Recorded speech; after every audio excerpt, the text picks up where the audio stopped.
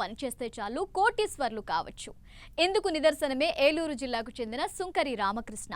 Software ఉద్యోగం చేస్తూనే సీమ పందుల పెంపకాన్ని వాణిజ్య సరళిలో చేపట్టి మంచి ఆదాయం పొందుతున్నారు.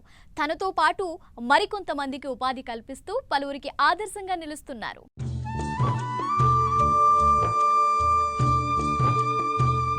రైతు రాజుగా మారాలంటే వ్యవసాయంలో ఆర్థిక కోణం వెదుక్కోవాలని, అందుకే ఈ మధ్యకాలంలో చాలామంది రైతులు తమకు ఇష్టమైన వ్యవసాయ రంగంలో వినూత్న ప్రయోగాలు చేస్తున్నారు. దీంతో వ్యవసాయం అత్యంత శక్తివంతమైన ఉపాధి మాధ్యమంగా మారుతోంది.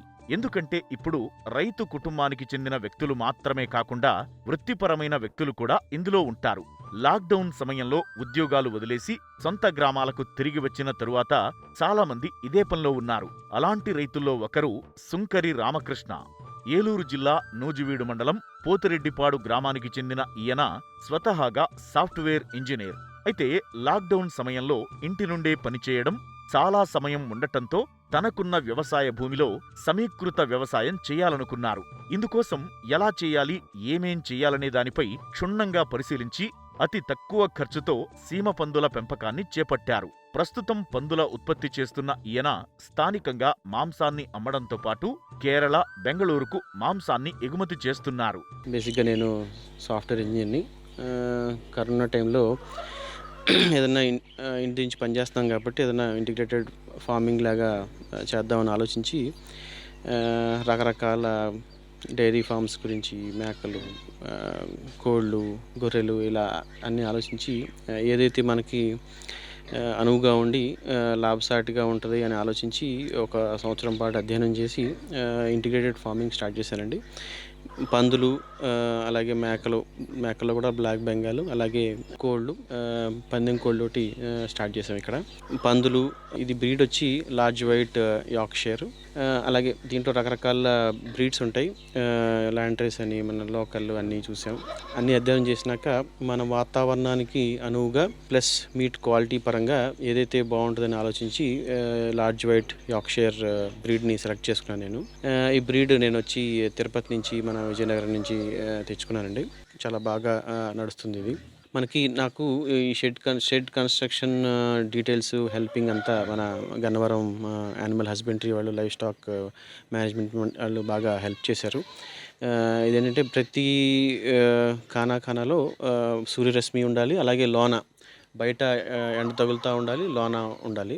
సో అలాగే ఈ షెడ్ని నిర్మించుకున్నాము. సో షెడ్ చాలా ఇంపార్టెంట్. కింద కాంక్రీట్ అది చాలా బలంగా వేసుకోవాలి. సో ఈ షెడ్ నాకు అరౌండ్ ఖర్చు వచ్చి 3-4 లక్షల లోపు అయిందండి. మన పందులు ఇన్వెస్ట్మెంట్ వచ్చి అరౌండ్ 1 లక్ష లోపు అవుతుంది మనకి. నేను పిల్లలను తెచ్చాను కొన్ని విజయనగరం నుంచి, అలాగే పెద్ద పందులు తిరుపతి నుంచి తీసుకొచ్చాను. నా అనుభవంలో పెద్ద పందుల్ని తెచ్చుకోవటం చాలా మంచిది. ఎందుకంటే మనకి అవి ఎమ్మటే వినటం స్టార్ట్ అవుతుంది, మనకి పిల్లలు జనరేషన్ స్టార్ట్ అవుతుంది. మనం తెచ్చిన పెద్ద పంది 1-3 మంత్స్ నుంచి మనకి పందులు పిల్లలు పెడతాం వల్ల మనకి వృద్ధి చాలా ఫాస్ట్గా అవుతుంది. అదే పొద్దున్నే ఇది మార్నింగ్ అండ్ ఈవినింగ్ క్లీన్లీనెస్గా ఉంచడం చాలా ఇంపార్టెంట్ అండి. ఇది మనకి ఎంత క్లీన్గా ఉంటే అంత మంచిది. జబ్బులు ఎఫెక్ట్ అవ్వకుండా ఉంటాయి. మేము ఎప్పటికప్పుడు నీట్గా కడిగేస్తూ ఉంటాం మార్నింగ్ అండ్ ఈవినింగ్. పందులు ఏడాదిలో 2 ఈతలు ఇస్తాయి. ప్రతి ఈతలో దాదాపు 10 వరకు పిల్లలను పెడతాయి. పందులు తినే 3 కిలోల ఆహారంతో దాదాపు 2 కిలోల బరువు పెరుగుతాయి. కాబట్టి వీటికి సరైన విధంగా ఆహారం అందిస్తే తొందరగా పెరుగుతాయి. పోషణ బాగుంటే 8 నెలల్లోపే ఎదకొస్తాయి. కాబట్టి పోషణ విషయంలో జాగ్రత్తగా ఉండాలంటున్నారు రామకృష్ణ. తర్వాత ఈ పందులు మేతకు వచ్చేసరికి అండి, మేత చాలా ఇంపార్టెంట్. పందుల feed management is the most important thing, అంటే చాలా ఇంపార్టెంట్ థింగ్ అనమాట.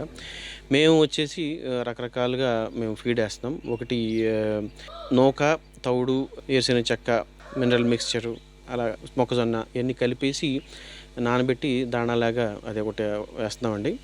అలాగే అన్నం వండి పెడుతున్నాం, దాంట్లో తౌడు మిక్స్ చేసి దాన్ని ఒక ఇదిగా పెడుతున్నాం. అలాగే గడ్డి ఒక 2 టైమ్స్ మా దగ్గర 9 రకాల గడ్డి వేసాం. అందులో మెయిన్గా మేము దీనికి smart Napier, he's loser, CFO 33, అలాగే స్టైలోలో 3 రకాలు ఉన్నాయి కదండి, అవి వాడుతున్నాం. ఇవి పొద్దున్నే ఈవినింగ్ కూడా గడ్డి ఒకటి వాడుతున్నాం.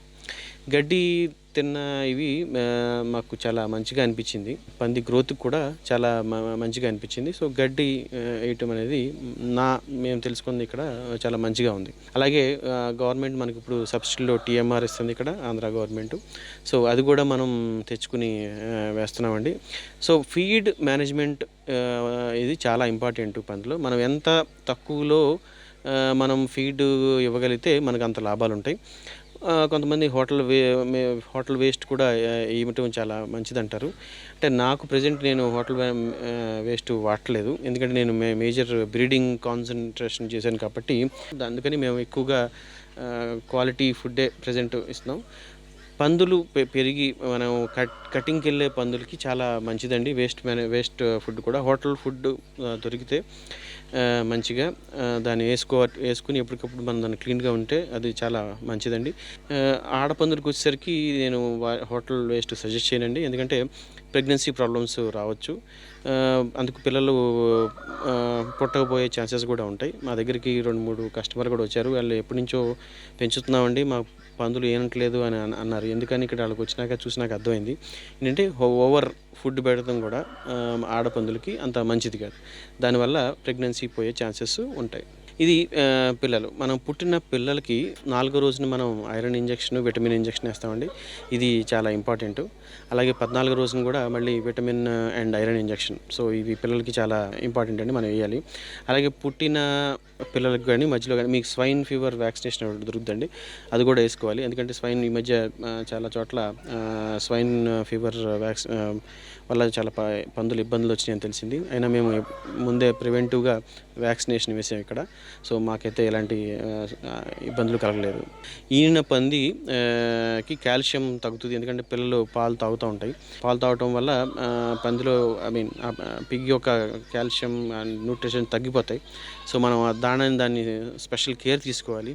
ఎస్పెషల్లీ ఈనిన పందికి దాన్ని సపరేట్ ఒక గదిలో పెట్టాలి, పిల్లల్ని దాన్ని సపరేట్గా ఉంచాలి.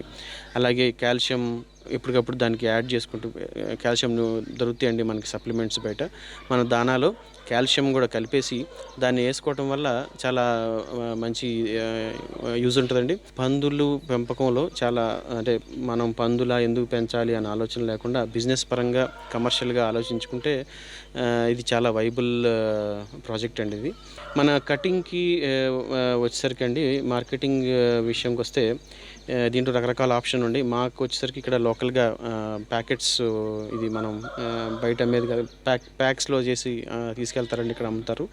అలాగే ఫంక్షన్స్కి ఇక్కడ మాకు చాలా ఎక్కువగా వెళ్తుంది.